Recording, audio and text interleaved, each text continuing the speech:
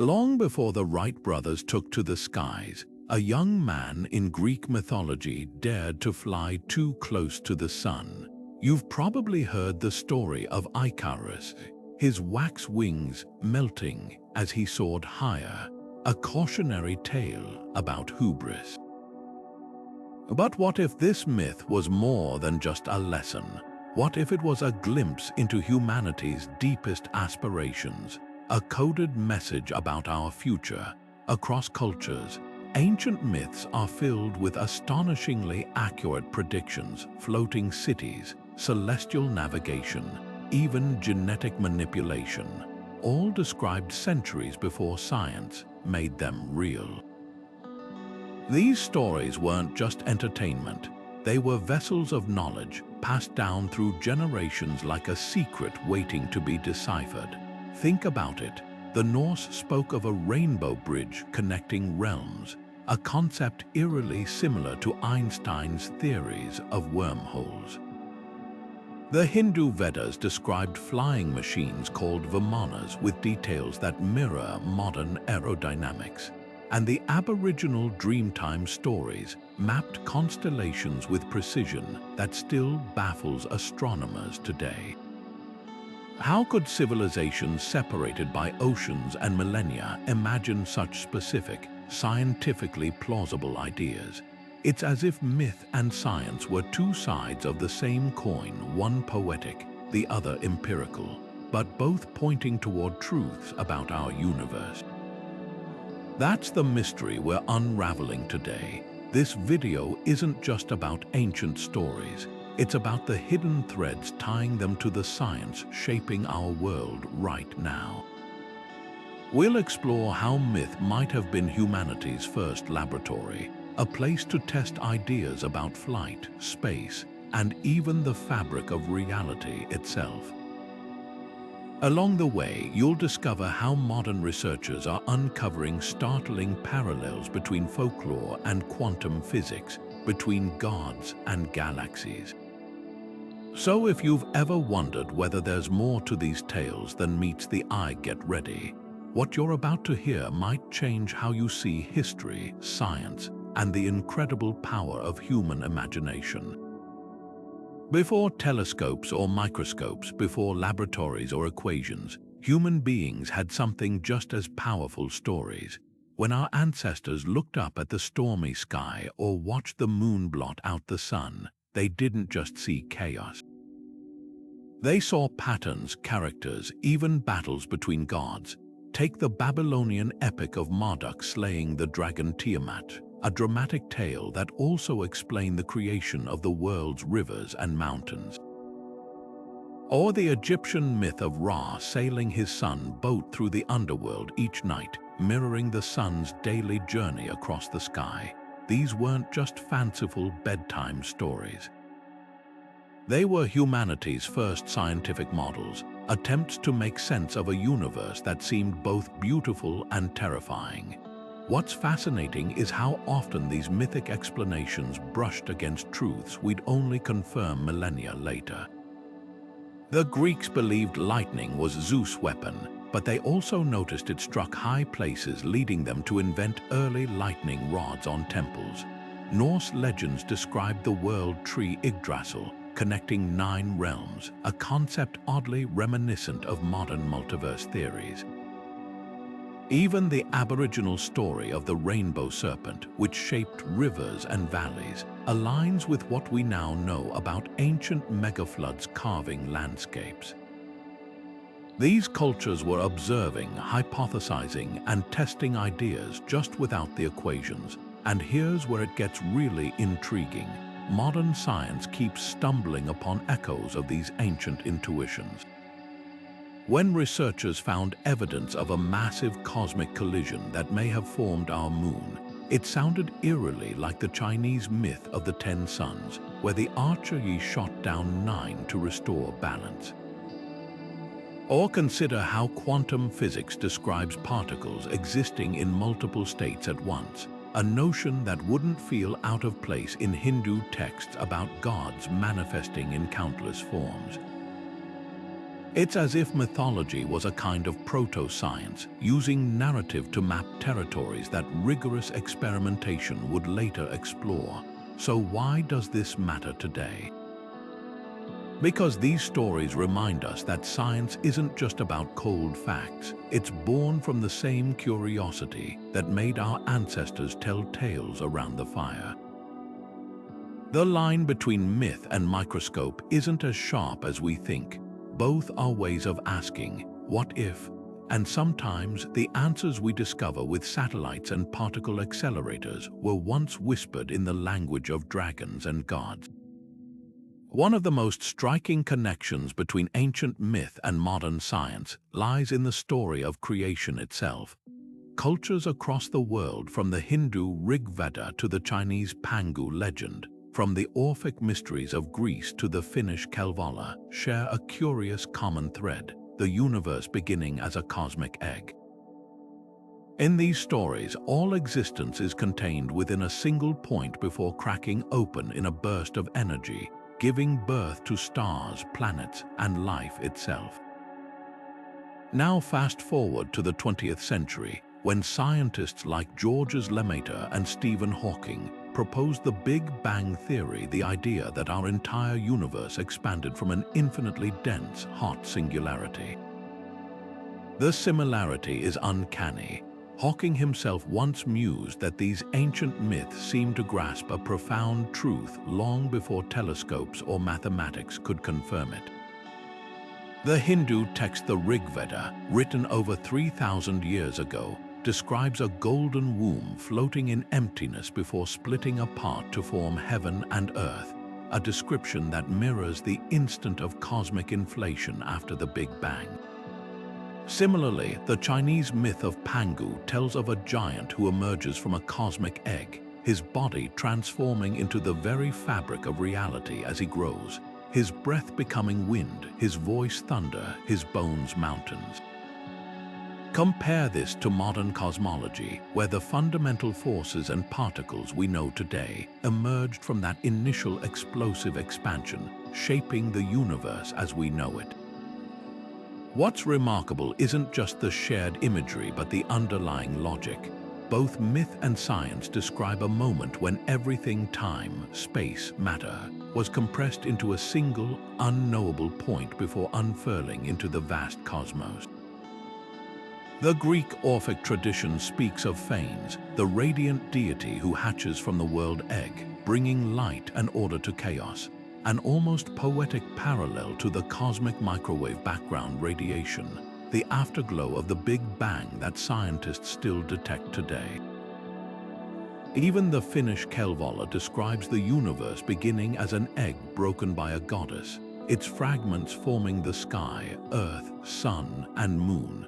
So how did ancient storytellers land on such an eerily accurate metaphor? Some scholars suggest it's because the egg is a universal symbol of potential, of life waiting to emerge. Others argue that these myths might preserve fragments of an older, lost wisdom, intuitions about the universe's origins that science is only now confirming. Whatever the explanation, it's a humbling reminder that humanity has always sought to understand the cosmos, whether through gods or equations. And if these parallels hold, what other ancient ideas might still be waiting for science to catch up? Look up at the night sky and you're not just seeing stars, you're stepping into the oldest library on Earth. Long before the invention of telescopes, cultures around the world were mapping the heavens with nothing but their eyes and stories. Take Orion, the hunter. To the ancient Greeks, he was a giant striding across the sky with a sword at his belt. But halfway across the world, the Lakota people saw those same stars as a bison's spine, while Aboriginal Australians recognized them as a group of young men dancing. These weren't random interpretations, they were precise celestial landmarks, encoded in myth to help navigate seasons, migrations, and even harvests. What's astonishing is how often these star myths align with modern astronomy. The Pleiades cluster, known as the Seven Sisters in Greek mythology, appears in nearly identical stories from Japan to the Americas. Indigenous Australians described them as sisters fleeing into the sky, while the Cherokee told of lost children becoming stars, both reflecting the cluster's faint, tightly grouped appearance. Even more remarkably, the Dogon people of Mali recorded detailed knowledge of Sirius B, a white dwarf star invisible to the naked eye, centuries before telescopes confirmed its existence. How their oral traditions spoke of a tiny, dense companion star to Sirius, a fact Western science only verified in the 19th century. Then there's the Navajo story of the Great Bear Ursa Major, which they called Nahuko's Bika, the male turning one. Their myth describes the constellation slowly circling the North Star, mirroring exactly what astronomers now call circumpolar motion. Or consider the Polynesians, who crossed thousands of miles of open ocean using star paths preserved in chance, their celestial maps so accurate they could pinpoint tiny islands long before GPS. These weren't just tales, they were survival tools passed down with the precision of an astronomer's almanac. So were these myths lucky guesses or something more? Some researchers argue they're remnants of an ancient global science, a way to encode knowledge without writing. Others suggest that by observing the same skies, different cultures simply reached similar conclusions. But here's what's undeniable. These stories kept complex astronomical data intact for generations, surviving wars, migrations, and the rise and fall of empires. They prove that myth wasn't just about explaining the unknown. It was about remembering with pinpoint accuracy truths that science would later confirm. And if oral traditions could preserve star maps across millennia, what else might they have safeguarded? This brings us to the next puzzle: ancient technologies that defy their time. From precision-cut stones that fit like puzzle pieces to devices that tracked planetary motion, our ancestors left behind clues that challenge our assumptions about their knowledge. The line between myth and machine might be thinner than we think. Buried beneath the waves for 2,000 years, a corroded bronze artifact would rewrite our understanding of ancient ingenuity. When sponge divers discovered the Antikythera Mechanism off the coast of Greece in 1901, they assumed it was just another shipwreck relic. But beneath its calcified surface lay a labyrinth of gears, precisely interlocking wheels that could calculate the positions of the sun, moon, and planets, predict eclipses decades in advance, and even track the timing of the Olympic Games.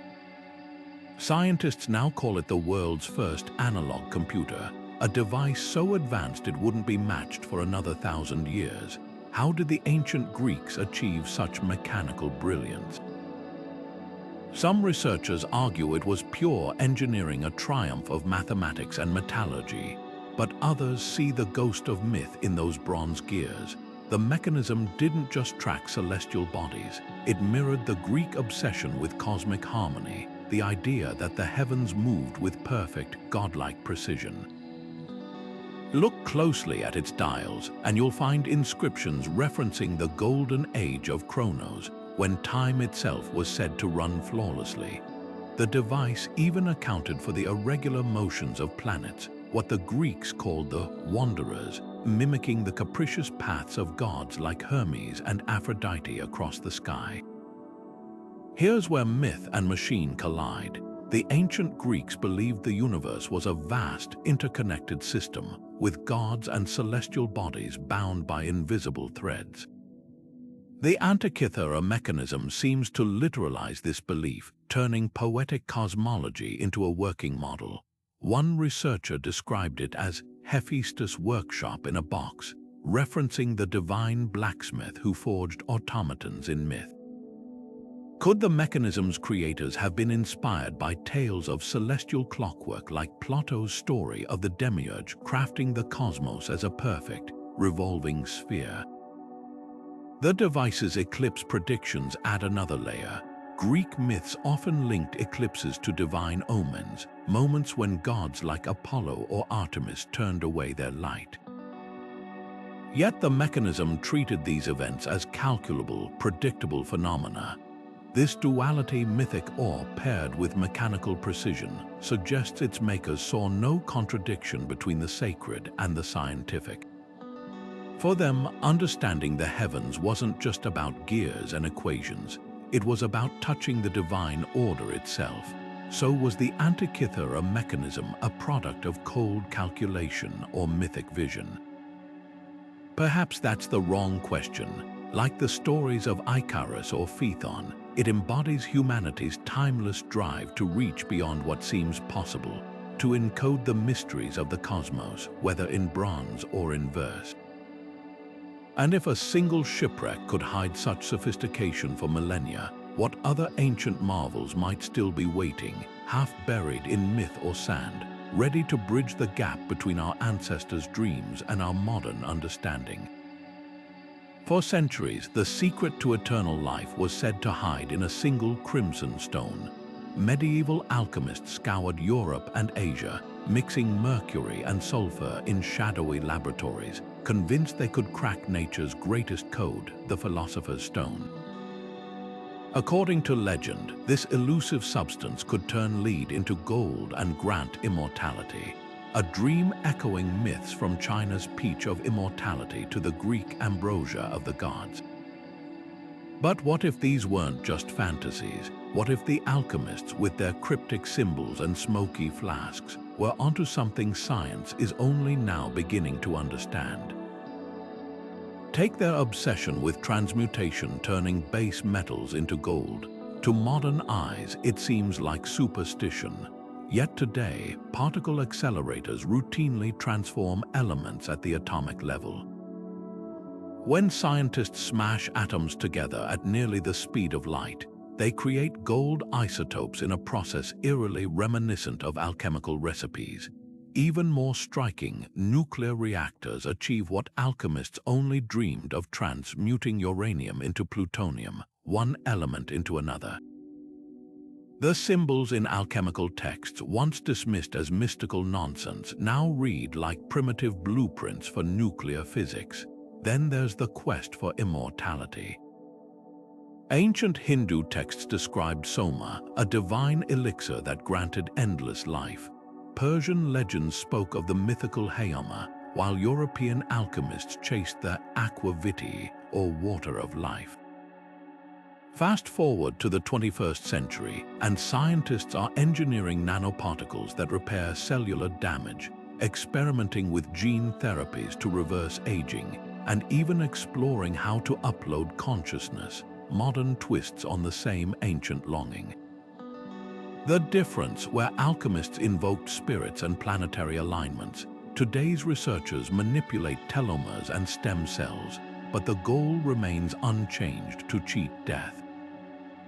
Perhaps the most fascinating clue lies in the alchemists' own coded language. Their illustrations of dragons swallowing their tails weren't just occult art, they mirrored the Ouroboros, an ancient symbol of cyclical renewal that now finds echoes in our understanding of DNA's double helix. Their intricate diagrams of intertwined serpents and suns bear an uncanny resemblance to molecular models, as if they were grasping at truths too complex for their tools to verify. Even their insistence that the philosopher's stone was both physical and spiritual aligns with modern discoveries about quantum entanglement, where particles influence each other instantaneously across vast distances. So were these early experimenters mere dreamers or visionary scientists ahead of their time? The line blurs when you consider that Isaac Newton, the father of physics, spent more years studying alchemy than gravity. His secret journals reveal a man obsessed with deciphering alchemical texts, convinced they held cosmic secrets. Today, we might call that interdisciplinary thinking, the recognition that matter, energy, and life are deeply connected. The alchemists' greatest legacy isn't in their failed attempts to make gold, but in their relentless curiosity, their belief that nature's laws could be mastered. And if myths and symbols could hint at truths about atoms and longevity, what other ancient ideas might hold hidden wisdom? This brings us to the most surprising bridge between legend and laboratory, the creatures once dismissed as pure fantasy. From fire-breathing dragons to regenerating hydras, the monsters of myth are finding startling parallels in the pages of modern genetics. The line between folklore and biology might be thinner than we ever imagined. Deep in the labyrinth of ancient myths, creatures of impossible biology roam half-human, half-beast beings that defy nature's rules. The Greeks feared the chimera, a fire-breathing hybrid of lion, goat, and serpent. Mesopotamian legends spoke of the Apkallu, fishmen who emerged from the sea to teach civilization. The Hindu Garuda, part eagle and part man, soared through sacred texts. For millennia, these stories were dismissed as pure fantasy until now. Today, scientists in white coats, not temple scribes, are stitching together life forms that would make these ancient hybrids seem almost tame. Welcome to the era of CRISPR, where gene editing has turned myth into laboratory protocol. Take glow-in-the-dark plants, a concept straight from the pages of a medieval bestiary. Yet in labs from Tokyo to Boston, researchers have spliced bioluminescent genes from jellyfish into greenery, creating foliage that emits an eerie blue glow. Or consider the Jeep, a real-life chimera engineered by fusing goat and sheep embryos, its patchwork fleece mirroring the mismatched bodies of mythical creatures. Even mermaids, those sirens of sailor lore, find echoes in modern synthetic biology. Scientists have grown human cells within zebrafish embryos, blurring the line between species in ways that would have made Poseidon himself pause. What's chilling is how often these ancient myths anticipated the ethical dilemmas we face today. The Babylonian epic of Enkidu, a wild man crafted by the gods as a hybrid experiment, reads like a cautionary tale about playing creator. The Greek Minotaur, trapped in its labyrinth, could symbolize the unintended consequences of genetic isolation. Were these stories merely imaginative, or were they warnings etched in metaphor? Indigenous Australian Dreamtime tales, for instance, speak of ancestral beings who shaped animals, a concept uncomfortably close to today's gene drives, where edited DNA spreads forcibly through wild populations. Now flip the question, what if myths weren't just warnings but instructions? The Hindu text Mahabharata describes the artificial creation of warriors from cloned embryos, an idea that feels ripped from a modern biotech conference. Chinese alchemical texts detail golden pills that could alter life essence, not unlike how CRISPR molecular scissors snip and rearrange DNA. Even the biblical Nephilim, giants born of unnatural unions, take on new meaning in an age where scientists debate editing human embryos for enhanced traits. This brings us to the most haunting parallel of all, the role of disaster. Myths worldwide tell of civilizations punished for overreach, the flood that cleansed Babylon, the fire that consumed Atlantis, the great winters of Norse prophecy. Today, climate science warns of rising seas and ecosystem collapse, not from divine wrath, but from human hands. The Polynesian legend of the shark god Kamoholii, who stirred tsunamis when reefs were disrespected, now sounds like an allegory for ocean acidification. The Hopi prophecy of rivers turning bitter foreshadows our plastic-choked waterways. Perhaps these stories were never just about the past. They're a mirror, reflecting our oldest fears and newest frontiers back at us. The same impulse that imagined centaurs now engineers synthetic life. The voices that warned of floods today chart melting ice caps. The line between myth and lab notebook isn't just blurring, it's revealing a truth our ancestors knew all along. tampering with life's fabric carries awe, power, and consequences we're only beginning to fathom. Flood myths don't just span cultures, they span millennia, carrying echoes of real disasters that reshaped the ancient world. Nearly every civilization has its version. Noah and his ark, the Mesopotamian hero Utnapishtim building a vessel to survive the god's wrath, the Greek Deucalion tossing stones that become new humans after the waters recede. These stories share such striking similarities: divine warnings, surviving pairs of animals, mountains emerging as floodwaters retreat, that scholars have long wondered, could they be distant memories of actual cataclysms? Modern geology suggests the answer is yes. Around 12,000 years ago, as the last ice age ended, melting glaciers triggered catastrophic meltwater pulses, raising global sea levels by over 300 feet in some regions. Entire coastlines vanished and inland basins became seas overnight. One of the most compelling pieces of evidence lies beneath the Black Sea.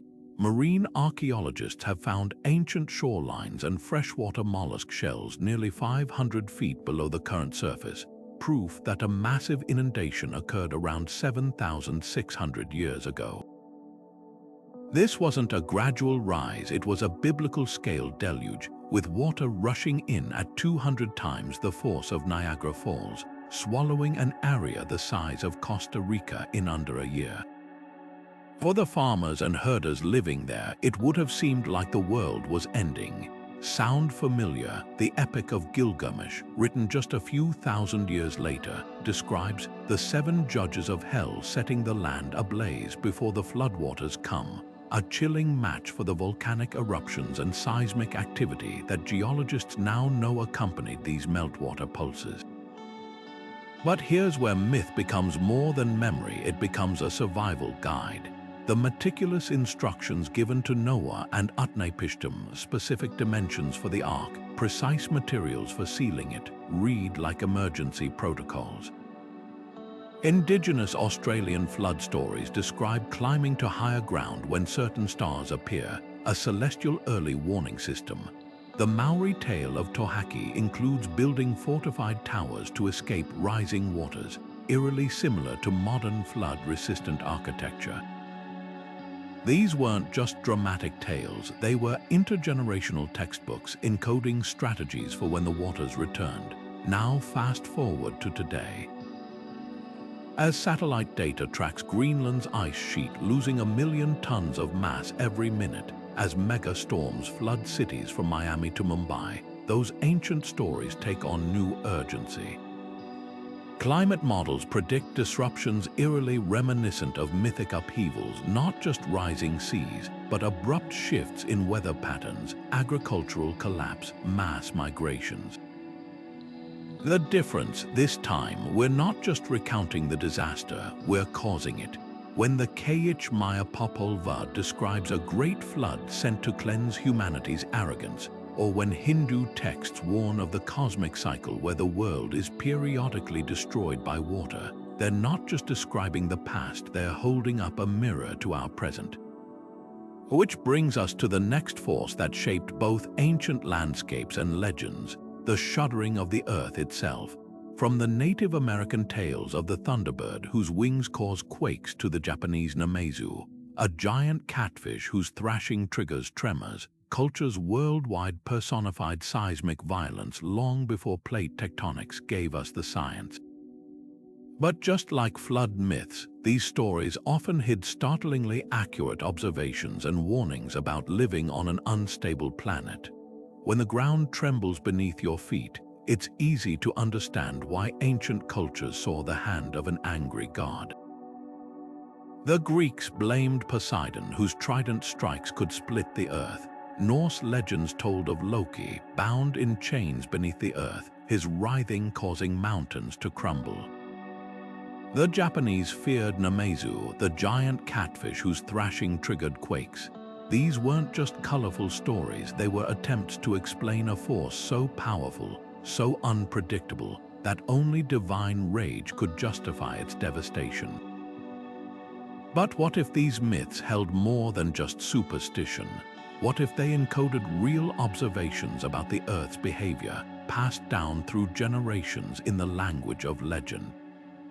Take the Inca, masters of stonework so precise their walls withstood centuries of earthquakes. Their temples and fortresses were built without mortar, yet the interlocking blocks shifted and settled during tremors without collapsing, an ancient form of seismic engineering. How did they know? Some researchers suggest they observed how natural rock formations weathered quakes, then mimicked those patterns. Others point to oral traditions describing past disasters, like the Andean myth of Pachacuti, a world-reversing cataclysm that may have preserved memory of a prehistoric mega-quake. Either way, their architecture proves they understood something critical. The Earth moves, and you'd better build accordingly. Then there's the ritual side. Across the Pacific, the Maori performed dances to appease Uamoko, the god of earthquakes still unborn within the earth. In Turkey, where tectonic plates grind relentlessly, ancient Hittite priests buried earth nails, bronze spikes driven deep into the ground to stabilize the land. Even the Greeks made offerings to Poseidon at sites prone to tsunamis. Were these just acts of blind faith or early attempts at risk mitigation? Modern disaster psychology shows that rituals reduce anxiety in unpredictable environments. By personifying seismic forces as gods, cultures could negotiate with the chaos, offer gifts, plead for mercy, turning helplessness into a sense of control. Now consider the myths that described earthquakes as the movement of hidden creatures. The Norse wolf Fenrir straining at his bonds, the Hindu serpent Shesha shifting beneath the world. These stories share an uncanny resemblance to modern plate tectonics, where vast slabs of Earth grind against one another like restless animals. Before satellites mapped the mid-Atlantic ridge or seismographs traced fault lines, oral traditions sensed that something immense and alive lurked beneath the surface. The Cherokee spoke of a great turtle whose movements caused quakes, a metaphor not so different from today's description of tectonic plates as rafts floating on molten rock. What's striking is how these myths often linked earthquakes to water, Poseidon's domain. After all, today we know that subduction zones where plates dive beneath one another generate both quakes and tsunamis. The 2004 Indian Ocean tsunami, which followed a massive undersea tremor, proved how tightly these forces are connected. Ancient coastal cultures may not have understood plate boundaries, but they recognize the pattern. When the Earth shakes violently, the sea often answers with equal fury. Their stories fused these elements into divine personalities, creating narratives that captured complex geologic relationships long before science could name them. This brings us to the deeper thread running through all these tales, the idea of invisible forces shaping the visible world. Just as tectonic plates move unseen until their energy erupts at the surface, myths often revolved around hidden actors, gods beneath the waves, spirits in the earth, dragons in the sky. The Greek concept of Anank, necessity, or the Hindu Rita, cosmic order, described an underlying framework governing nature's chaos. Today, we call it physics. But both approaches share the same goal: to illuminate the hidden patterns behind the tumult, whether through poetry or equations. And sometimes, as we're about to see, those patterns point to forces even stranger than the ancients imagined. Long before scientists peered through microscopes at the quantum foam of the universe, our ancestors spoke of invisible beings animating the world, gnomes shaping the earth, sylphs dancing in the wind, undines flowing through water. These elemental spirits weren't just whimsy, they were humanity's first attempt to describe forces we now quantify with equations. Take the Higgs boson, the so-called God particle that gives mass to all things. Modern physics portrays it as a field permeating the cosmos, an invisible presence that makes reality tangible. Sound familiar? It's not so different from the alchemists' anima mundi, the world's soul believed to breathe life into matter. Both frameworks, mythic and scientific, point to the same startling idea. The universe isn't just full of life, it is life down to its smallest particles. Consider quantum entanglement, where particles separated by vast distances instantly mirror each other's states. Ancient traditions from the Aboriginal Dreamtime to Hindu Vedas described similar connections, trees whispering to distant mountains, stars influencing human fates. The physicist David Bohm theorized an implicate order, a hidden layer of reality where everything is intertwined, much like indigenous stories of the web of life.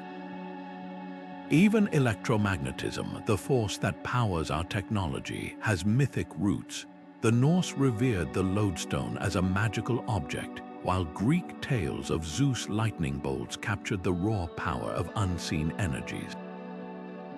So were these myths merely poetic guesses, or did they grasp truths about reality's fabric? The Maori concept of Mori, a life force in all objects, mirrors quantum field theory's view of particles as vibrations in an energetic substrate. When the Japanese Shinto tradition speaks of kami, spirits inhabiting rocks and rivers, it's not unlike modern physics describing atoms as both particles and waves, entities with a kind of agency.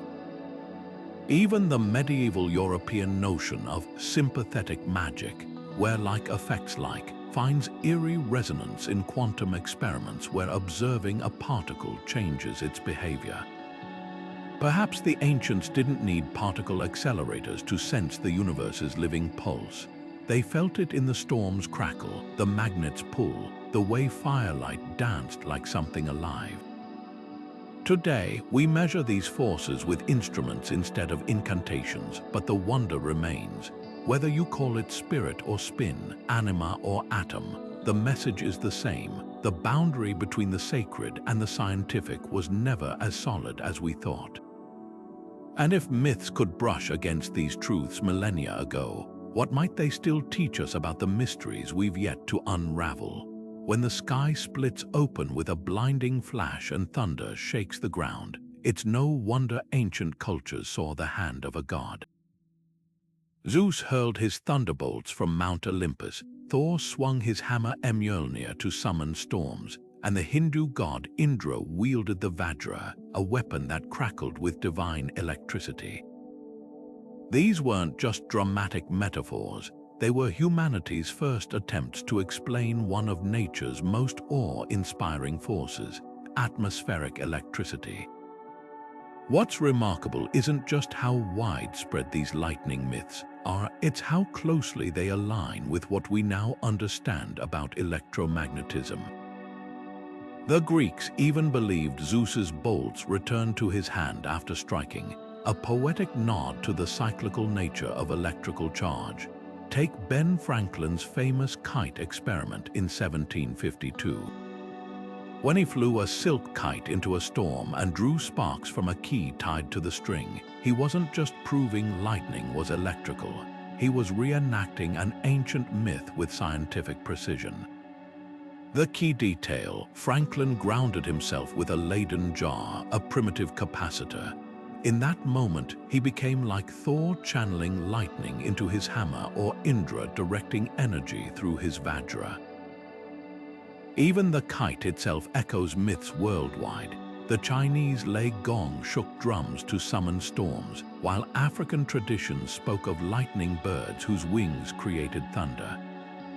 Franklin's breakthrough didn't debunk these stories, it revealed the literal truth hidden within them. Modern plasma physics adds another layer to this connection.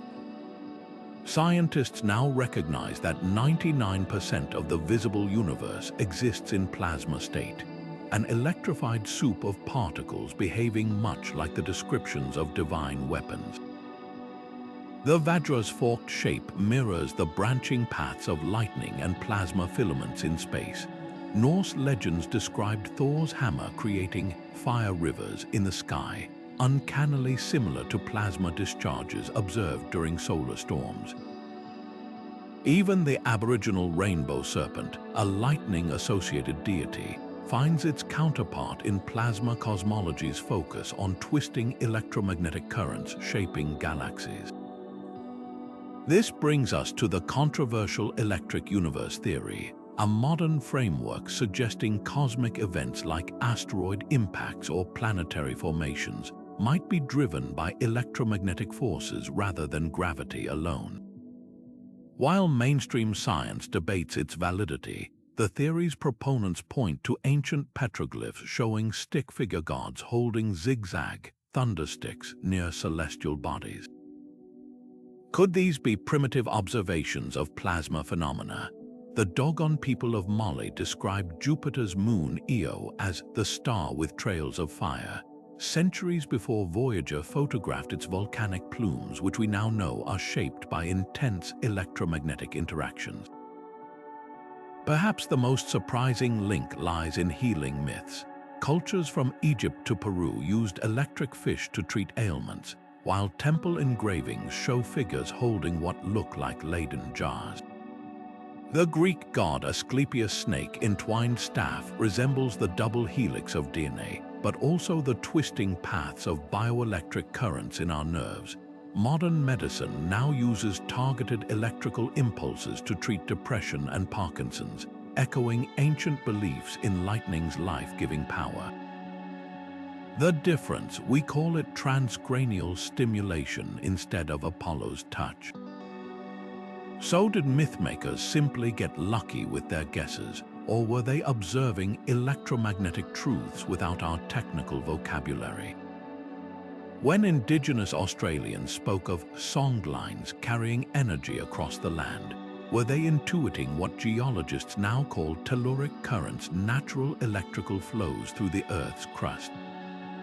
The answer might lie in the way our ancestors experienced the world, not through equations but through patterns etched in stories. And if lightning myths could foreshadow plasma physics, what other ancient insights might still be waiting to be rediscovered, not as superstition, but as science in another language? In the quiet groves of Epidaurus, where the scent of laurel and myrtle once hung thick in the air, the sick and suffering came to sleep beneath the statues of Asclepius, the Greek god of healing. His temples weren't just places of prayer, they were ancient hospitals where patients underwent a ritual called incubation. After offerings and purification, they'd lie on sacred skins in a dimly lit chamber, waiting for the god to visit their dreams. Some awoke cured of blindness or paralysis. Others received cryptic prescriptions, herbs to gather, exercises to perform. To modern eyes, it sounds like superstition. But peel back the layers, and you'll find something astonishingly prescient, a blueprint for the mind-body connection that modern medicine is only now fully appreciating. Take the serpent-entwined staff of Asclepius, still the symbol of healing today. The ancients saw the snake as a creature of rebirth, shedding its skin to renew itself, a metaphor for healing's cyclical nature. Yet there's more here than poetry. The double helix of the serpent's coils mirrors the structure of DNA, the very code of life. Even the caduceus, often confused with Asclepius' rod, shows two snakes spiraling around a central axis, echoing the paired strands of our genetic blueprint. Were these symbols merely intuitive, or did they grasp a truth about life's fundamental architecture centuries before Watson and Crick? Then there's the temple rituals themselves. Patients didn't just receive physical treatments, they underwent guided visualizations, listened to soothing music, and walked through serene gardens. Sound familiar? It's the foundation of modern integrative medicine, where stress reduction and mental well-being are recognized as critical to healing. The placebo effect, once dismissed as just imagination, is now a cornerstone of clinical research, proving that belief can trigger real physiological changes, from pain relief to reduced inflammation. The temple priests of Asclepius may not have known about neurotransmitters, but they understood that hope and expectation were powerful medicine. Perhaps the most striking parallel lies in the role of dreams. Freud and Jung later theorized that dreams reveal unconscious conflicts affecting health, but Asclepius priests were already interpreting visions as diagnostic tools. A dream of being bitten by a snake might lead to a prescription for venom-based remedies, an early form of immunotherapy. Modern psychosomatic medicine confirms that unresolved trauma can manifest as physical illness, validating the ancient intuition that healing requires treating the whole person, not just the symptom. This holistic approach wasn't unique to Greece. From the healing chants of Hawaiian kahunas to the Ayurvedic practices of India, cultures worldwide wove myth and medicine together, recognizing that the body's ailments often begin in the unseen realms of emotion and spirit. The Chinese concept of Qi, the vital energy flowing through meridians, finds unexpected support in modern research on bioelectric fields guiding cell behavior. Even the layout of Asclepius temples built near natural springs and oriented to catch the sunrise reflects an understanding of environmental factors in health that today we call salutogenic design. So were these myths merely primitive attempts to explain the unknown, or did they encode insights we're still unpacking? When archaeologists excavate the ruins of Asclepius sanctuaries, they find something remarkable: surgical tools alongside votive offerings, evidence that spiritual and scientific practices coexisted seamlessly. The same hands that carved prayers into stone also set broken bones with precision. This duality, myth and scalpel, suggests our ancestors saw no conflict between the sacred and the empirical. For them, healing was both an art and a science, a dance between the measurable and the mysterious. And if temples could harness the power of belief and environment to mend the body, what other architectural secrets might they hold? This brings us to the next enigma: structures so precisely aligned with cosmic forces that they seem to whisper the universe's secrets in stone. From the solstice-marking corridors of Newgrange to the stargazing platforms of Machu Picchu, ancient builders encoded celestial knowledge into their designs, knowledge we're only beginning to decipher. Rising from the desert sands like frozen bolts of lightning, the Great Pyramid of Giza has defied explanation for millennia.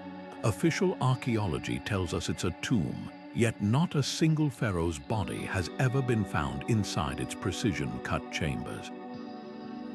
This glaring absence has fueled theories that these structures served a far more mysterious purpose. What if the pyramids weren't just monuments to the dead, but devices harnessing energies we're only beginning to understand? Take the pyramid's eerie acoustic properties. Scientists measuring sound waves inside the king's chamber discovered it resonates at a frequency of 432 Hz, the same vibrational frequency found in nature, from the spacing of tree rings to the orbital relationships of planets. The granite sarcophagus in the chamber, once thought to hold a mummy, exhibits ultrasonic properties, amplifying specific sound frequencies. Combine this with ancient texts describing the pyramids as houses of energy, and suddenly, the idea of these structures as vibrational power plants doesn't seem so far-fetched. The Hindu Vedas speak of Vimana aircraft powered by harmonized crystals, while Plato described Atlantean energy stations using living stones. Could these be garbled accounts of pyramid technology? Then there's the geometry. The Great Pyramid's base perimeter divided by twice its height gives us pi to 4 decimal places, a mathematical constant supposedly unknown to the ancient Egyptians. Its sides align with true north within a fraction of a degree, more accurately than the Greenwich Observatory in London. Even more baffling, the pyramid's latitude coordinates, 29.9792 degrees north, match the speed of light in a vacuum when multiplied by 10 to the 7th power. 299,792 kilometers per second. Coincidence, or did the builders encode fundamental cosmic truths into stone? The celestial connections deepen the mystery. The three pyramids of Giza mirror the belt stars of Orion with uncanny precision, matching their relative brightness and alignment as seen around 10,500 BC. Egyptian texts describe the god Osiris associated with Orion bringing civilization from the stars, while the pyramid shafts point directly to Sirius and Orion's belt at key astronomical dates. This isn't random stargazing, it's precise celestial engineering. The Dogon people of Mali, who knew about Sirius' invisible companion star centuries before telescopes, claimed their astronomical knowledge came from amphibious beings from the Sirius system, echoing Egyptian myths of fish-skinned gods who taught architecture and astronomy. Perhaps the most tantalizing clue lies in the pyramid's missing capstone. Ancient traditions describe it as a shimmering golden pyramidion that caught the first and last light of Ra. Modern experiments show pyramid shapes concentrate electromagnetic energy at their apex, a phenomenon now used in nanotechnology. Could the capstone have functioned as a cosmic antenna, channeling atmospheric or celestial energies? The Baghdad Battery, a 2,000-year-old clay jar containing an iron rod and copper cylinder, proves ancient cultures experimented with electricity. Pair that with the pyramid's unusual electromagnetic properties, including localized anomalies above its apex, and suddenly, the lines between myth and machine blur. So were the pyramid's tombs power plants, or something we haven't yet imagined? The answer might lie in the way ancient cultures saw no division between science and spirituality. For them, death wasn't an end, but a transformation of energy, a concept quantum physics now echoes with its law of energy conservation. If the pharaoh's soul was believed to ascend to the stars, perhaps the pyramid served as both tomb and transmitter, a device to convert earthly matter into celestial energy. The real secret isn't in choosing between tomb or technology, but recognizing that for the ancients, these ideas were two sides of the same golden coin. And if the pyramids encoded such advanced knowledge, who were the architects behind them? This brings us to the next puzzle, the global web of megalithic sites aligned with uncanny precision, from Stonehenge to Angkor Wat, all connected by myths of gods who walked the earth bearing gifts of celestial wisdom. The stones themselves may hold the key to understanding whether these legends were metaphors or memories of a forgotten chapter in human history. Thick fog blankets the North Atlantic, reducing the world to a featureless gray void, a death sentence for any sailor without modern instruments. Yet Viking longships crossed these treacherous waters for centuries, reaching Iceland, Greenland, and even North America long before compasses reached Europe. Their secret, a mythical object mentioned in sagas as a sunstone, said to reveal the sun's position even when clouds hid the sky.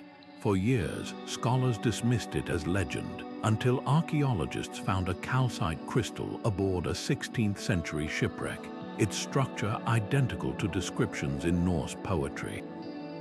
Held to the eye and rotated, this Viking GPS filters polarized light, creating twin sunbeams that converge to pinpoint the sun's location with eerie accuracy, even at twilight or through storm clouds. The science behind this is as elegant as the myths describing it. When sunlight scatters through Earth's atmosphere, it polarizes, vibrating in specific directions. Calcite's unique crystal structure splits light into two beams, creating a telltale brightness pattern when aligned with the sun's hidden position. Modern experiments prove skilled navigators could determine solar bearings within 5 degrees using nothing but these stones, a margin slim enough to sail from Norway to Newfoundland. This wasn't magic, it was crystallography encoded in verse. The saga of King Olaf mentions holding the stone to the sky until light leapt from it, a poetic yet precise description of calibrating the crystal's double refraction. But the sunstone's power didn't end with fog. Norse myths speak of the never-setting sun, a phenomenon we now recognize as the midnight sun of Arctic summers. Viking navigators may have used polarized moonlight during winter's endless nights, tracking lunar cycles etched into rune stones like the Björketorp calendar. Their sagas weren't just adventure stories, they were survival manuals. The tale of Sigurd the Dragon Slayer includes cryptic star references that, when decoded, mirror the summer triangle asterism used for latitude sailing. Even the mythical rainbow bridge Bifrost, said to connect Earth to Asgard, might describe the shimmering polar auroras that guided night voyages. This celestial savvy extended beneath the waves too. Norse cosmology mapped 9 realms, including the icy underworld of Hel and the drowned kingdom of Aegir, where whirlpools and tides were personified as giants. These weren't mere fantasies, they were hydrodynamic observations in disguise. Icelandic sagas warned of maelstroms that swallow ships whole, matching the deadly Moskströmen currents off Norway's coast. Viking burial ships were often oriented to ocean currents rather than magnetic north, suggesting star patterns weren't their only guides. When the Eddas described the world serpent Jörmungandr encircling the seas, its coils may have symbolized the Gulf Stream's looping currents, vital for surviving transatlantic crossings.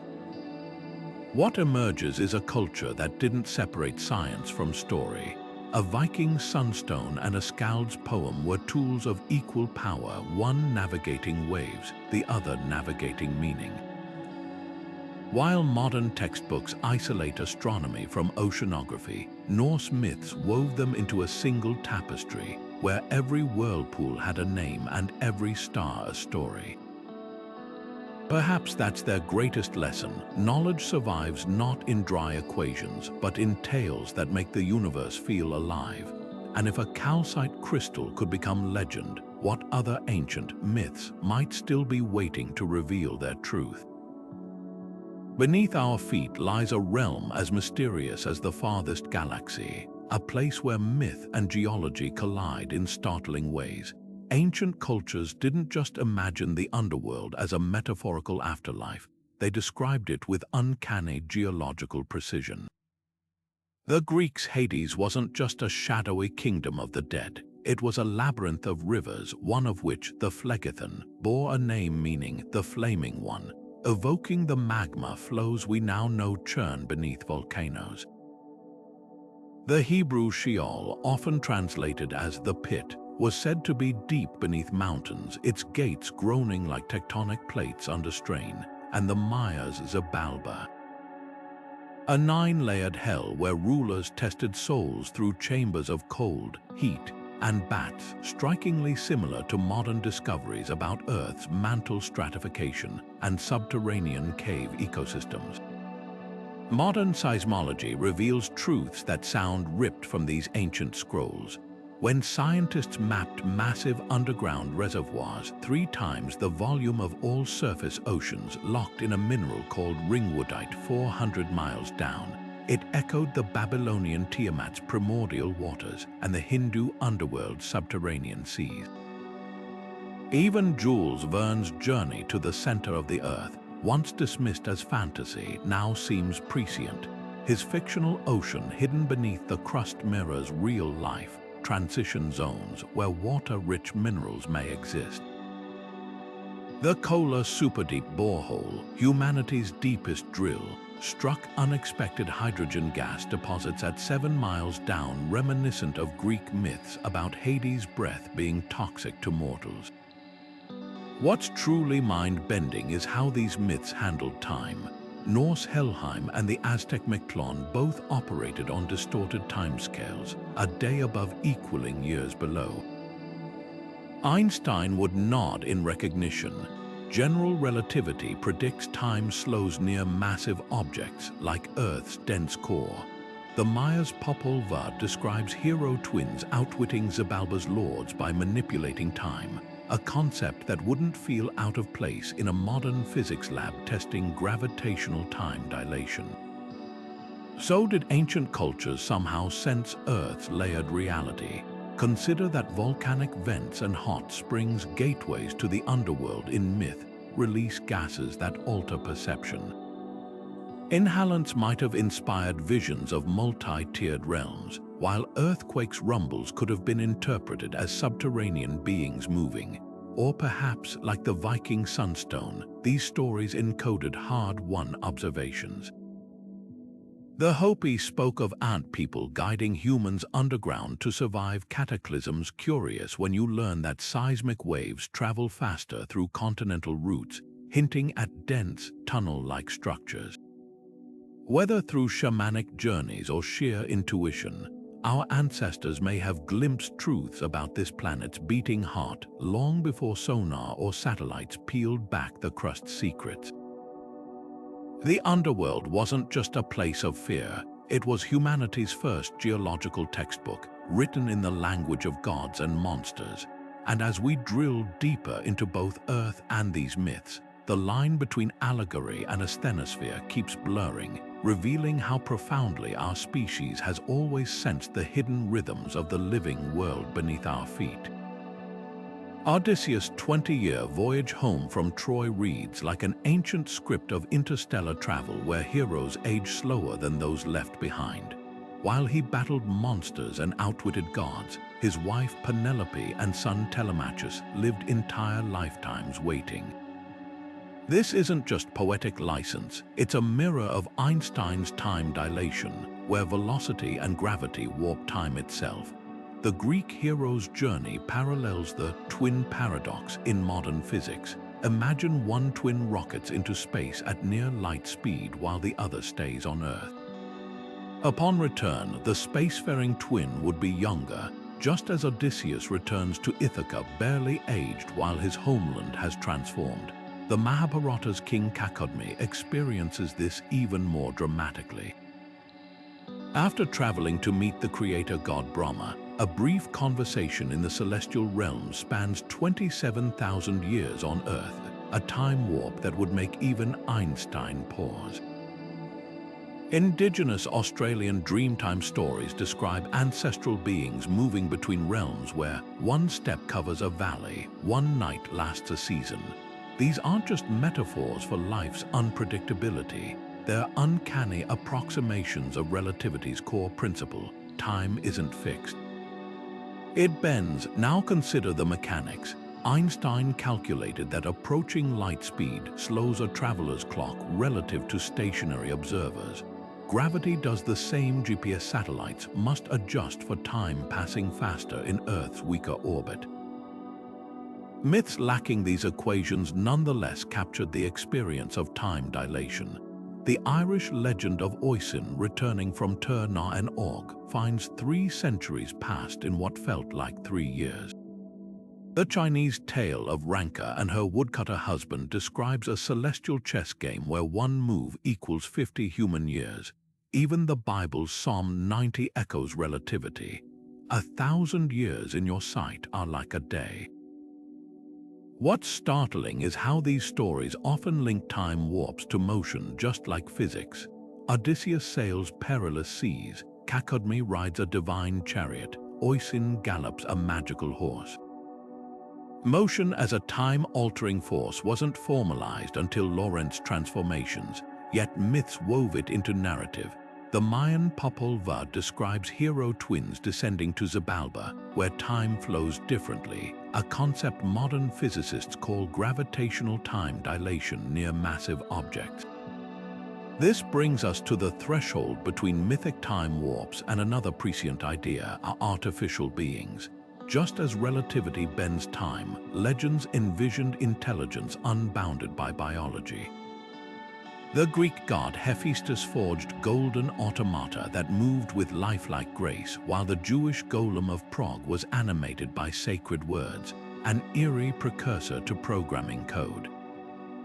These weren't just fantastical tales, they were thought experiments about creation without natural limits. The Norse Merkakalfi, a clay giant built to rival Thor, operated like a primitive robot, its movements dictated by runic spells. Compare that to today's large language models, where spells, algorithms generate seemingly autonomous thought.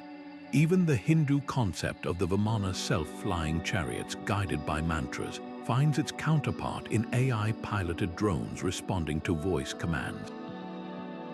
The line between mythic enchantment and machine learning blurs when you realize both seek the same thing, to externalize consciousness beyond flesh. Perhaps these stories weren't predictions, but projections, humanity's way of exploring possibilities before tools existed to build them.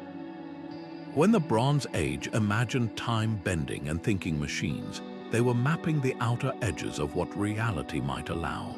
Today, as particle colliders simulate relativistic speeds and neural networks mimic cognition, we're not debunking these myths. We're testing them, and sometimes, like Odysseus finally reaching Ithaca, the journey reveals the destination was the truth all along. Standing sentinel on the shores of Crete, a towering bronze figure patrolled the island with mechanical precision. Tolos, the mythic guardian forged by the god Hephaestus. Ancient texts describe him circling the coastline 3 times daily, hurling boulders at invading ships and heating his metal body red-hot to crush enemies in a deadly embrace. At first glance, this seems like pure fantasy until you realize the Greeks were describing something remarkably close to a modern autonomous defense drone. Tolos wasn't just a story, he was a blueprint for robotics encoded in myth. What's fascinating is how accurately Tolos' design mirrors real engineering constraints. His single vein of ichor, divine blood running from neck to ankle sealed with a bronze nail, that's not just poetic imagery, it's a hydraulic system vulnerable at its pressure point, much like the Achilles heel of today's machines. When the sorceress Medea deactivated Tolos by removing the nail, she essentially performed the world's first documented system shutdown. The myth even hints at fail-safes. Tolos could only be defeated through his one weak spot, foreshadowing modern concerns about backdoor vulnerabilities in AI security systems. Centuries later, Leonardo da Vinci would bring mythic automation into the physical world. His mechanical knight, a suit of armor with gears and pulleys that could sit up, wave, and even mimic breathing, wasn't just a Renaissance party trick. It was the first humanoid robot in Europe, directly inspired by tales of Hephaestus' bronze servants. Da Vinci's notebooks revealed designs for automated lions and self-playing musical instruments, all echoing the Greek belief that machines could mimic life. The knight's intricate cable system mirrors Tolos' hypothetical mechanics, proving myths didn't just predict robotics, they inspired them, but the connections go deeper than mechanics. Hephaestus' workshop on Mount Olympus, as described by Homer, was a place of endless automation, golden handmaidens who moved with thought, tripods that rolled themselves to feasts, even a set of bellows that worked without hands. Replace divine breath with pneumatics and enchanted fire with thermal energy, and you've essentially described an industrial factory floor. The Cyclopes assisting Hephaestus' giant beings with single eyes take on new meaning when you consider how modern assembly lines rely on centralized camera systems for quality control.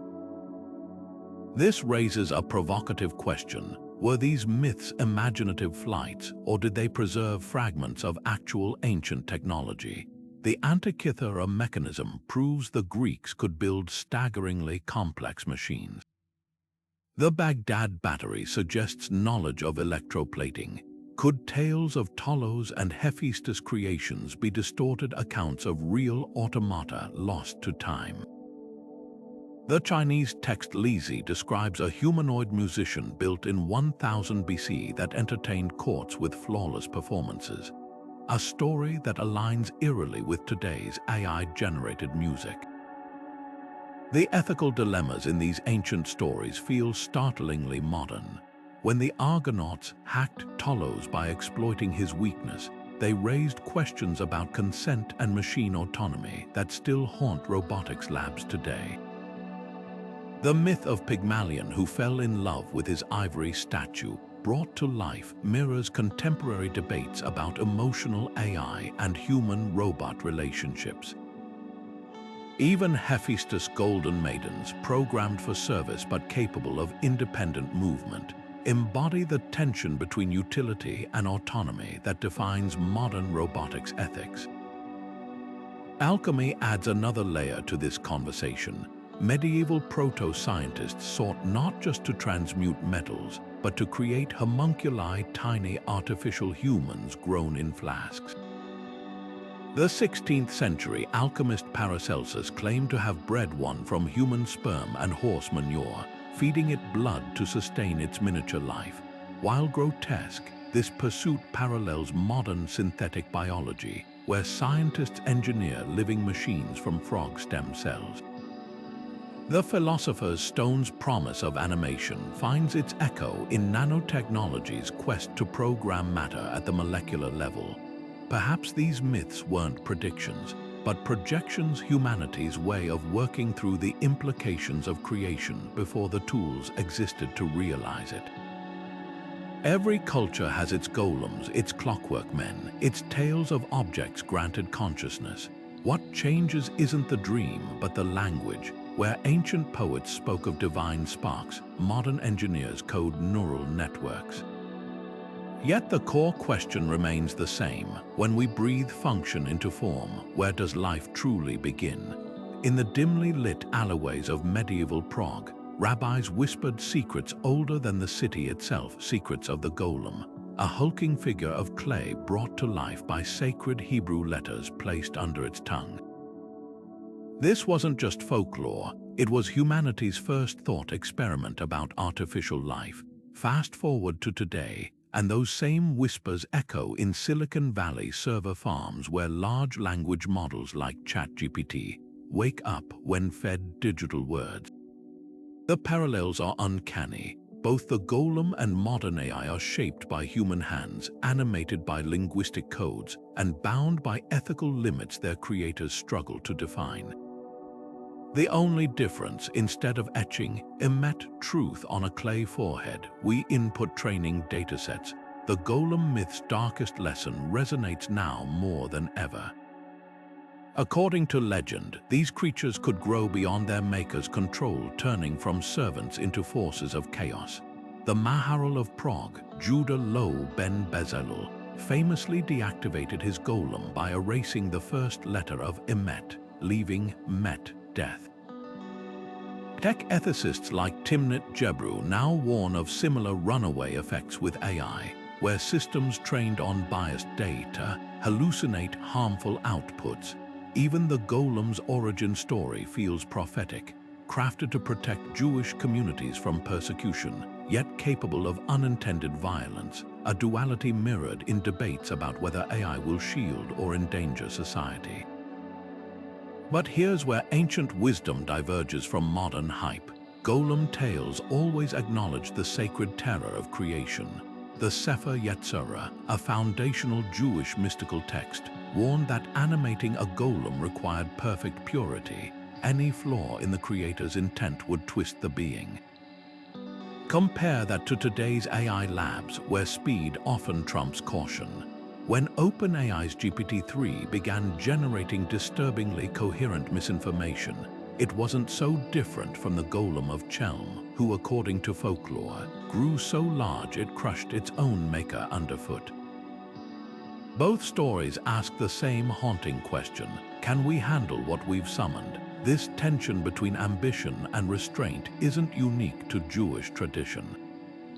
Hindu myths tell of Brahma crafting the universe through sacred syllables, only for his creations to spiral beyond his plans. The Norse dwarves forged the golden boar Gullen Bursti, a self-moving artifact that predicted autonomous vehicles. Even Mary Shelley's Frankenstein, often called the first sci-fi novel, drew on these archetypes. Her modern Prometheus wasn't just a Gothic horror, it was a retelling of the Golem legend in the language of galvanism. The through line is clear. Every culture that imagined artificial life also imagined its unintended consequences. Now shift your gaze upward, because these myths didn't just predict artificial intelligence, they foresaw interstellar travel too. The same Sanskrit texts that describe Vimana aircraft also detail celestial navigation using Merkaba's light chambers, reminiscent of theoretical Alcubierre warp drives.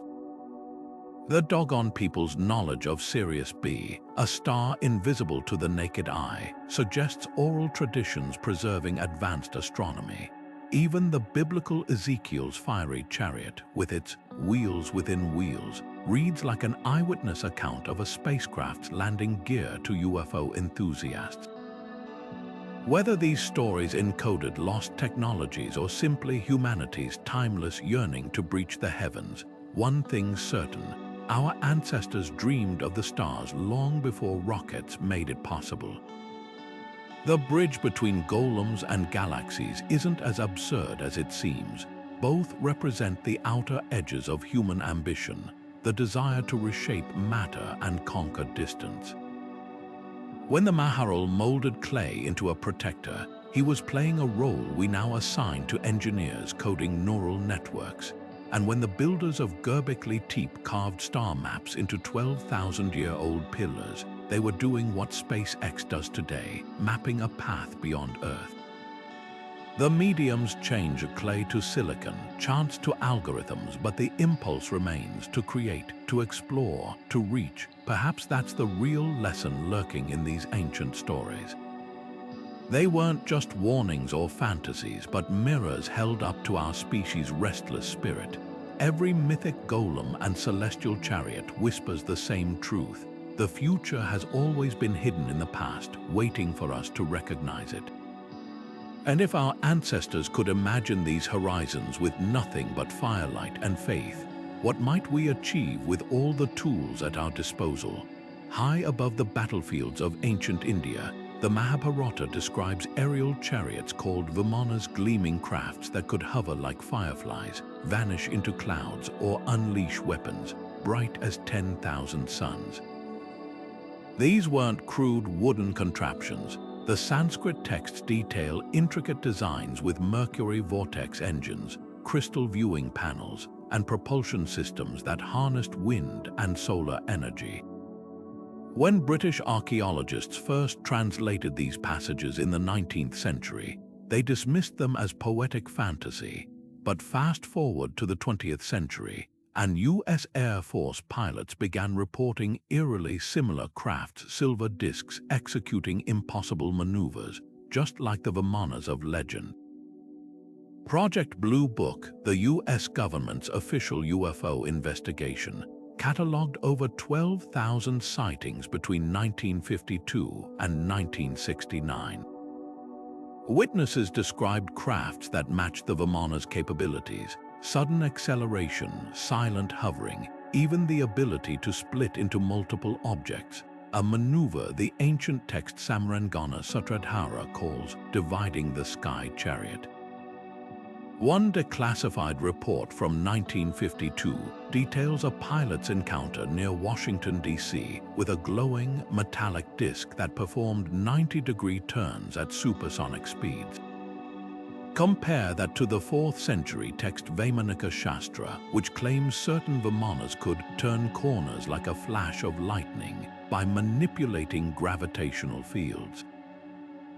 Parallels grow stranger when you examine propulsion. Ancient Jain texts speak of Vimanas powered by Laghima, an anti-gravitational force harnessed through spinning mercury coils.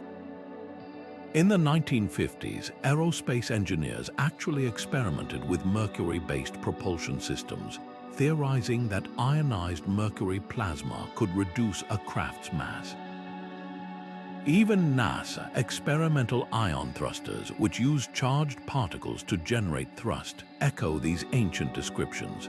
The real shocker: A declassified Canadian government report from 1967 concluded that UFOs likely employed a propulsion system based on the control of gravity, precisely what the Sanskrit texts claimed Vimanas achieved.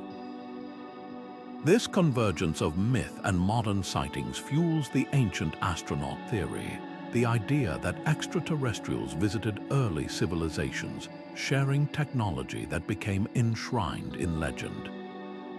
Proponents point to the Indian epic Ramayana, where the monkey god Hanuman flies a Vimana to Lanka, a city whose golden towers and advanced infrastructure sound suspiciously like a technologically advanced metropolis. Skeptics argue these stories are allegories or exaggerations, but consider this. The word Vimana literally means measuring out or traversing in Sanskrit, a term that aligns uncannily with how we describe controlled flight today. What tips the scales from fantasy to plausible is the sheer specificity of the descriptions. The Samaranganasa Tradhara outlines 8 types of Vimanas, each with distinct functions, from passenger craft shaped like temples to wedge-shaped fighters armed with energy mirrors that could burn enemies to ashes. This isn't vague mythology, it reads like an aerospace manual. Even the hazards match modern UFO reports. The text warns of dizziness and loss of direction when flying near magnetic anomalies, a phenomenon pilots now call the bends during rapid altitude shifts. So were Vimanas elaborate metaphors, or did they document something real? The answer might lie in what these stories share with global UFO lore. The biblical Ezekiel's wheel within a wheel mirrors the Vimana's concentric propulsion rings. Aztec legends describe smoking mirrors that carried gods through the sky, similar to the mercury-filled engines of Hindu texts. Even the Dogon tribe's knowledge of Sirius B, a star invisible without telescopes, suggests someone or something shared celestial secrets long before modern astronomy. This brings us to the most provocative idea that Vimanas and UFOs aren't just machines, but manifestations of a deeper cosmic connection. Ancient Hindu sages spoke of Akashic records, a universal consciousness storing all knowledge. Modern quantum physicists like Erwin Schrödinger speculated about a unified mind underlying reality. Could these flying crafts, whether physical or metaphysical, be glimpses of a shared intelligence, one that our ancestors accessed through meditation and that we're now approaching through technology? The line between myth and science might not separate fact from fiction, but 2 languages describing the same extraordinary truth. In Norse mythology, Yggdrasil wasn't just a tree, it was the spine of reality itself, its roots drilling into unseen realms and its branches cradling the 9 worlds. This gargantuan ash tree, dripping with dew that became honey and gnawed at by a relentless dragon, might sound like pure fantasy, but tilt your head slightly, and Yggdrasil starts to look suspiciously like modern cosmology's most jaw-dropping discovery, the cosmic web. Scientists mapping the universe's large-scale structure have found galaxies strung along filaments of dark matter like beads on invisible strings, a vast, branching network eerily reminiscent of the Norse world tree's roots and limbs. The similarities don't stop there. Just as Yggdrasil's roots connected Asgard to Helheim, these cosmic filaments link galaxy clusters across unimaginable distances, forming a scaffold that holds the universe together. Zoom in on those dark matter maps and the parallels deepen. The filaments aren't just structural, they're conduits. Norse myths described rivers of energy flowing through Yggdrasil's roots, nourishing the worlds. Today, astrophysicists track cosmic rivers of gas streaming along dark matter threads, fueling star formation in galaxies. Even the dragon Nidhurga, perpetually chewing Yggdrasil's roots, finds a counterpart in supermassive black holes that devour matter at galactic intersections. It's as if the myth encoded an intuitive understanding of cosmic recycling, destruction, and renewal woven into the fabric of existence. String theory takes this further, proposing that reality might be built from vibrating, multidimensional strings, a concept that would have made Odin's ravens nod in recognition. Some versions of the theory describe these strings as branching structures, not unlike Yggdrasil's limbs extending through alternate dimensions. The Norse weren't alone in this vision. Hindu cosmology speaks of the Akshaya Vata, an indestructible banyan tree whose roots grow in heaven and branches descend to earth. The Maya envisioned Wakachan, a great ceiba tree piercing layers of the underworld and heavens. These recurring tree motifs across cultures suggest something profound. Humanity's myths may have been grasping at the universe's connective tissue long before telescopes revealed its true shape. What's startling is how these ancient stories visualized forces science is still unraveling. Yggdrasil's three main roots tapped into wells of wisdom, destiny, and primal chaos, echoing the three pillars of quantum physics: information, entropy, and vacuum energy. The tree's perpetual decay and regeneration mirror theories of cosmic inflation and entropy. Even the concept of 9 worlds aligns with some multiverse hypotheses, where brains' membrane-like dimensions float in a higher dimensional space. The Norse didn't have particle accelerators, but their myths framed questions we're still asking. What binds reality? How do unseen forces shape the visible world? This bridge between myth and physics leads us to an even more mysterious frontier, the realm of dreams, because if ancient stories could intuit the universe's structure, might they also hold clues about the inner cosmos of the human mind? The Norse believed Odin gained wisdom by hanging 9 nights on Yggdrasil, a shamanic journey between worlds. Modern neuroscience reveals that during REM sleep, our brains fire in patterns strikingly similar to waking perception, constructing vivid worlds from fragments of memory and imagination. Indigenous dream traditions from Australia to the Amazon describe ancestors receiving cosmic knowledge in visions, knowledge that modern analysis sometimes confirms as accurate astronomy or ecology. The line between Yggdrasil's branches and the neural networks in our skulls might be thinner than we think. Both are maps of connection, one spanning galaxies, the other synapses. Both thrive on invisible currents, dark energy in the cosmos, electrical impulses in the brain, and both suggest that reality, whether out there or in here, is fundamentally a web of relationships.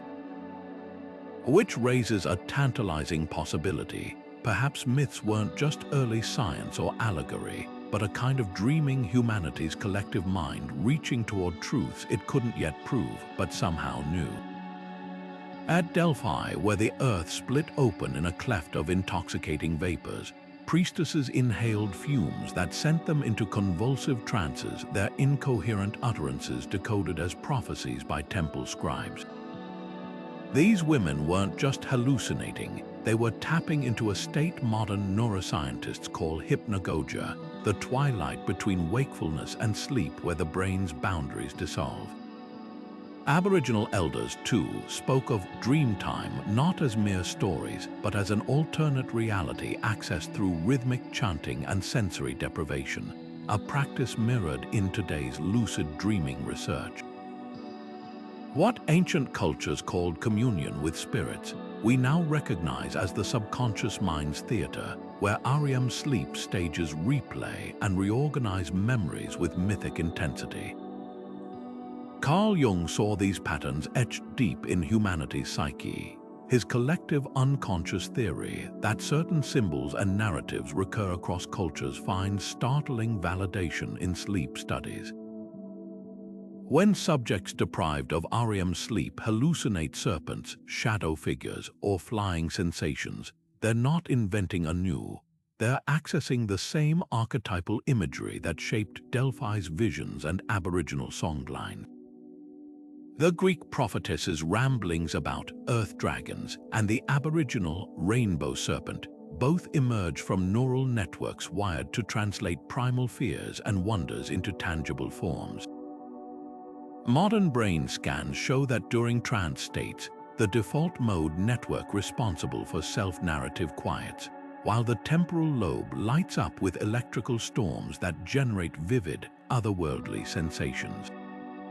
This raises a provocative question. Were sacred sleep rituals humanity's first experiments in consciousness hacking? The Temple of Asclepius, where patients sought healing dreams, functioned like a primitive sleep lab, incense-altering brain chemistry, chanting synchronizing brainwaves, and underground chambers mimicking the sensory deprivation tanks used today to induce out-of-body experiences. The Egyptian dream stele, covered in hieroglyphs instructing sleepers how to interpret visions, reads like an ancient guide to decoding subconscious symbolism. Even the biblical Jacob's ladder, appearing in a dream where angels ascended and descended, mirrors the theta-wave oscillations now linked to spiritual experiences during REM cycles. Now shift from biology to code, because these myths didn't just describe altered states, they encrypted them. The aboriginal Tijukurpa system mapped dream journeys using intricate dot paintings that doubled as mnemonic maps, preserving navigation and ecological knowledge across generations. Similarly, the Oracle of Delphi's cryptic verses weren't mere poetry. They were semantic puzzles designed to bypass the critical mind, much like modern hypnosis uses metaphor to access deeper cognition. Jung called this symbolic language the subconscious mind's native tongue. When Tibetan monks practiced dream yoga, training themselves to remain conscious while dreaming, they were essentially running early versions of today's cognitive behavioral therapy for nightmares. The bridge between ancient oneromancy and modern neuroscience isn't just metaphorical. Studies at Harvard's Divinity School found that subjects exposed to rhythmic drumming and flickering light techniques used by Siberian shamans entered theta-dominant states identical to deep meditation. EEG readings of Brazilian Umbanda mediums mid-trance show brain activity patterns that neurologists once believed required psychedelics. Even the Oracle's famous madness aligns with temporal lobe epilepsy research, where sufferers report intense mystical experiences during seizures. What cultures once attributed to divine possession, we now trace to neurotransmitters and neural pathways, but the terrain remains equally awe-inspiring. So were these practices proto-science or something more? The answer might lie in the liminal space where myth and molecule meet. When an Aboriginal elder navigates hundreds of miles using Dreamtime maps, or a Delphic priestess sees an incoming naval battle days before it occurs, they're demonstrating what cognitive scientists call metacognition, the brain's ability to synthesize information beneath conscious awareness. The symbols might differ: serpents instead of synapses, gods instead of gamma waves, but the mechanism is equally profound. This brings us to the next enigma. If dreams could encode knowledge, what other secrets might ancient cultures have hidden in plain sight? From the cuneiform tablets of Babylon to the knot languages of the Inca, humanity has always used cryptography to safeguard wisdom. But the most ingenious code might be the one woven into the very fabric of myth itself, a cipher waiting not for a key, but for the right perspective to reveal its meaning. Runes weren't just letters carved into stone, they were weapons.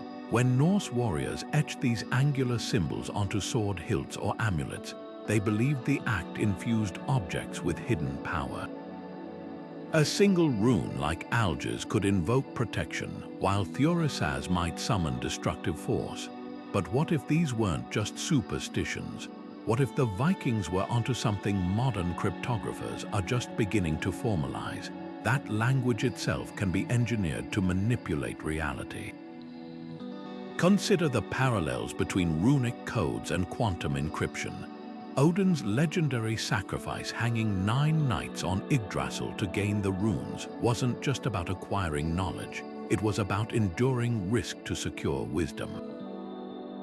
Today's cybersecurity experts face a similar trade-off. The more data you access, the more vulnerable you become to breaches. The Havamal, a Norse poem, warns that runes misused can cut the wielder, a poetic foreshadowing of modern hacking's double-edged sword.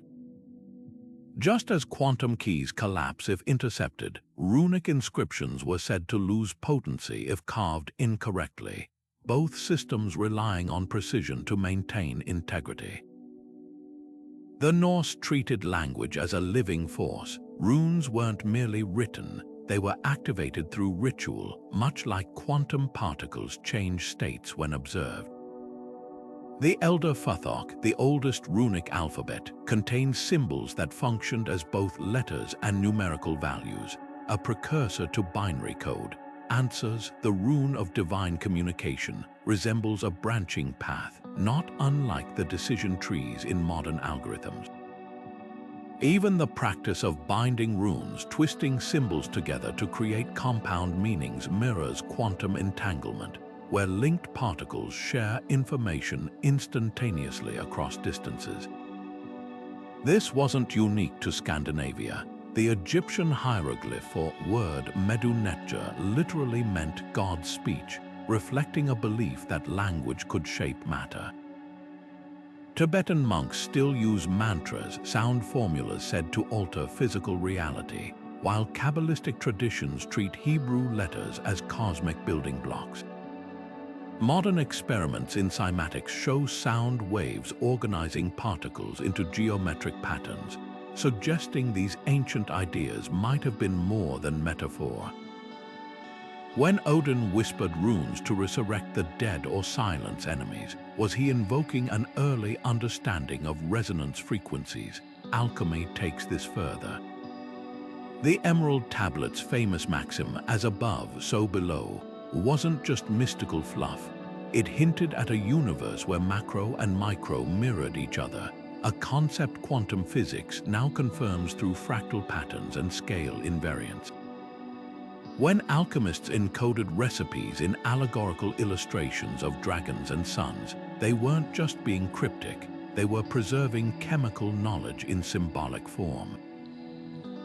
The Ouroboros, the serpent eating its tail, didn't just symbolize eternity, it modeled atomic orbitals and electron shells centuries before Bauer's diagrams.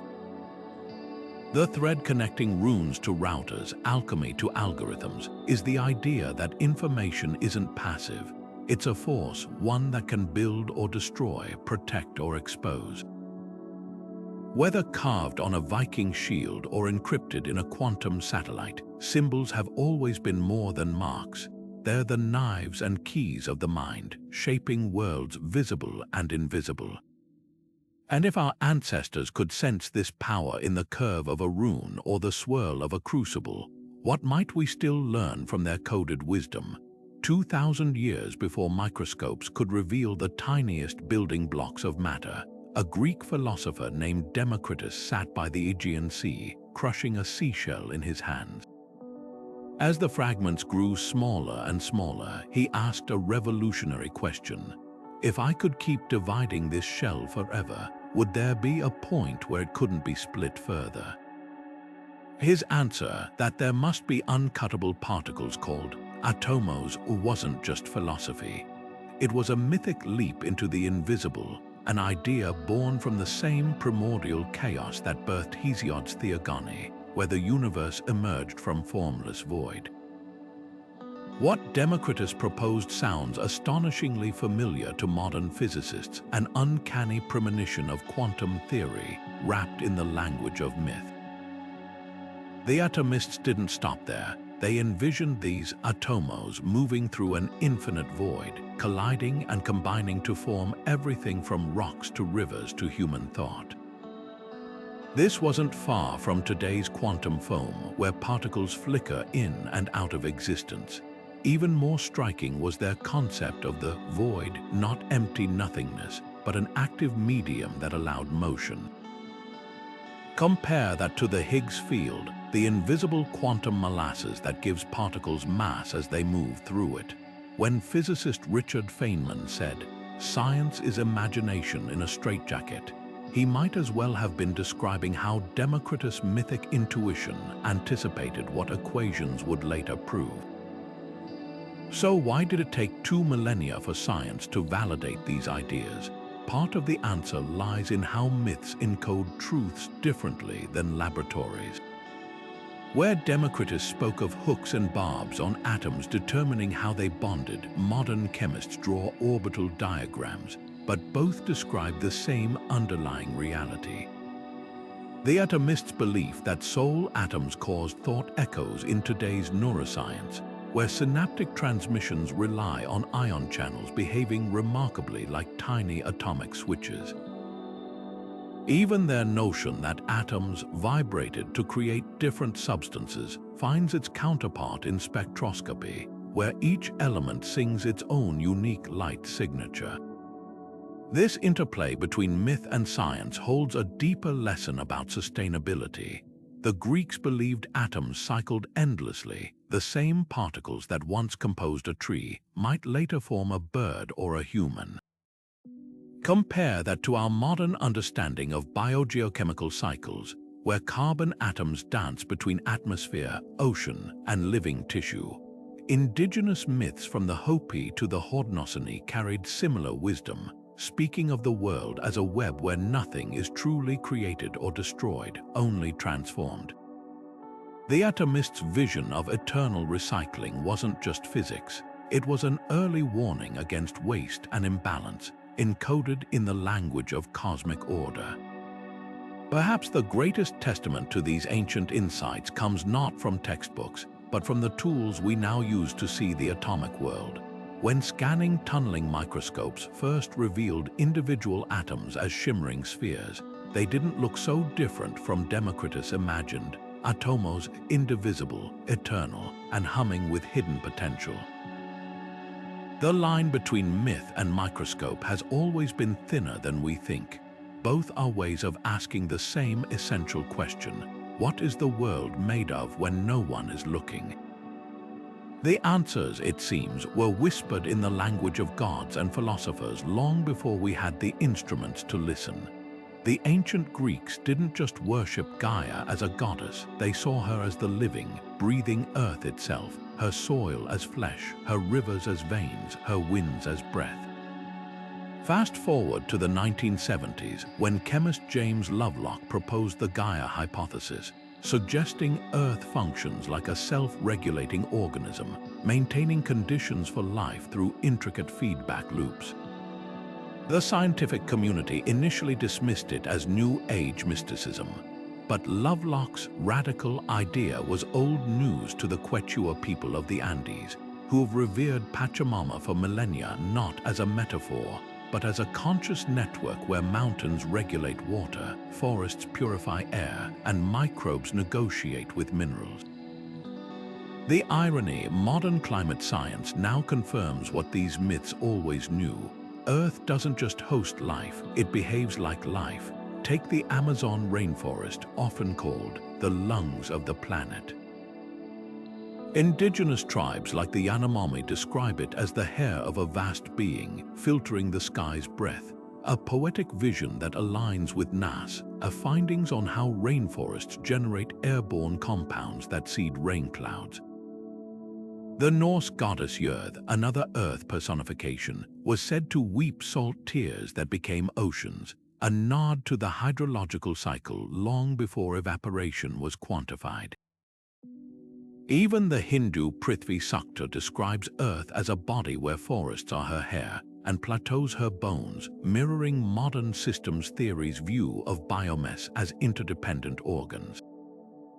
These weren't just pretty stories, they were observational science wrapped in metaphor, honed over generations of tracking animal migrations, soil health, and celestial patterns. The brilliance of these myths lies in their actionable wisdom. The Maori concept of Kaishiakitanga, guardianship of land, required communities to only take what could regenerate, enforcing sustainability through taboo systems that functioned like ecological circuit breakers. Compare that to Iceland's ancient landvitia, nature's spirits believed to punish overharvesting by blighting crops, a supernatural enforcement mechanism for what we now call carrying capacity. The Cherokee myth of the first fire warns that stealing fire without gratitude brings drought, eerily foreshadowing our current climate crisis fueled by reckless extraction. These narratives weren't passive folklore, they were survival algorithms encoding planetary operating instructions in memorable form. Lovelock himself acknowledged this, noting that Gaia theory's real power isn't in its novelty, but in reawakening an ancient truth. Earth systems are conversations, not monologues. When phytoplankton adjust their numbers to modulate ocean temperatures, or fungi redistribute nutrients between trees like a subterranean internet, they're engaging in the same dialogue Pachamama's devotees celebrated with ritual offerings. Modern ecology is just catching up, relearning that forests talk through mycorrhizal networks, that whales fertilize phytoplankton that produce half our oxygen, that wetlands are Earth's kidneys filtering toxins. The gap between myth and data narrows with each discovery. This brings us to the urgent heart of the matter. These myths weren't just describing balance, they were blueprints for maintaining it. The Aboriginal practice of fire stick farming, using controlled burns to prevent catastrophic wildfires, was once dismissed as primitive. Now, it's a cornerstone of wildfire management worldwide. The Incas' terraced agriculture, designed to prevent erosion while maximizing microclimates, outperforms modern monoculture in resilience. Even the Norse legend of Ragnarök, where the world burns but is reborn, reads like a cautionary tale about climate feedback loops and ecological succession. The common thread, a recognition that humanity isn't above nature's systems but woven into them. So where does this leave us? At a crossroads where ancient whispers and satellite data converge, pointing toward the same truth. Earth's intelligence is real, whether we call it Gaia or biogeochemistry. The myths that survived did so because they worked, not as literal deities but as frameworks for coexistence. To heed them now isn't romanticism, it's pragmatism. As the Arctic permafrost thaws and coral reefs bleach, we're being schooled in realities our ancestors encoded in stories. The question isn't whether we'll listen, but whether we'll remember in time. When Prometheus stole fire from the gods and gifted it to humanity, Zeus didn't punish him for theft alone. He chained the Titan to a rock for eternity because fire wasn't just a tool. It was a threshold. The Greeks understood what we're grappling with today. Every leap of progress carries a shadow. Fire warmed homes but also burned cities. The same spark that forged civilization's greatest triumphs could reduce them to ashes. Now, thousands of years later, we stand at another threshold, not with torches, but with neural networks, CRISPR gene editors, and atomic fission. The myth of Prometheus isn't just a relic, it's a mirror reflecting our own precarious dance with power. Consider Oppenheimer in the New Mexico desert, watching the first atomic explosion in 1945. As the fireball tore open the night, he didn't recite equations, he reached for the Bhagavad Gita. Now I am become death, the destroyer of worlds. That moment crystallized the Promethean dilemma. Knowledge without wisdom is a weapon waiting to be unsheathed. Hindu cosmology had already envisioned this cycle eons earlier. The god Shiva both creates and destroys, reminding us that innovation and devastation are two sides of the same coin.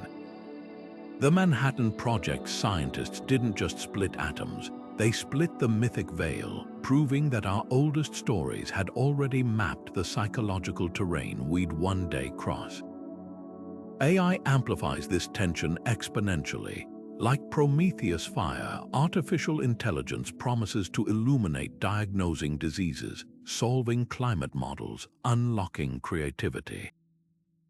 Yet its shadows stretch just as far: deepfake propaganda, autonomous weapons, algorithmic bias that hardens societal fractures.